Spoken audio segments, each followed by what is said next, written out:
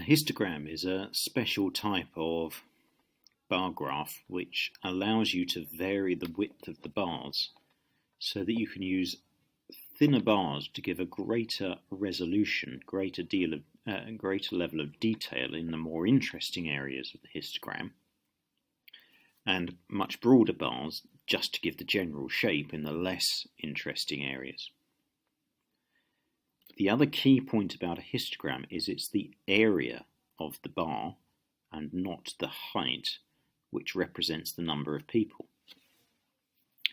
So, for example, if I wanted to draw a histogram to represent this table of data here, you can tell for a start that it must be a histogram because my bars are different widths. This one would be 30 units across, whereas this one's only 5, and this one's 5, but this one's 10, and so on. So I need a bar which is 30 units across, but which represents 3 people. The width of my bar is going to go from 0 to 30, so the width is 30 units. So the height, and the posh name for this is frequency density, is given by frequency divided by the group width, so the 3 divided by the 30, which is 0.1. And that ensures that the area of my bar, its width, times by its height, 30 times 0.1, gives me the frequency that I'm trying to represent. So for this bar, it's 5 units across and it needs to represent 4 people.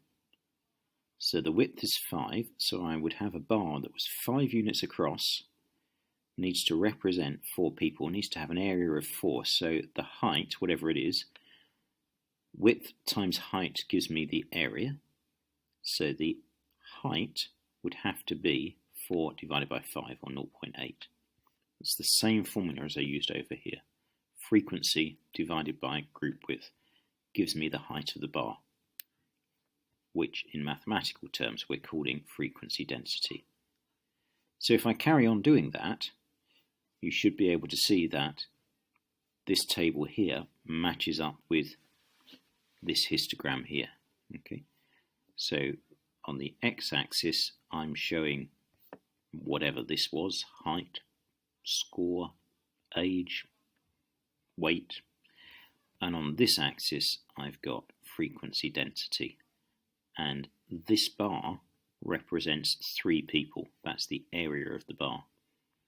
Okay, and I've got more detail, more resolution in this area where I'm using much thinner bars, and less resolution in this area where I'm not so interested in what's going on.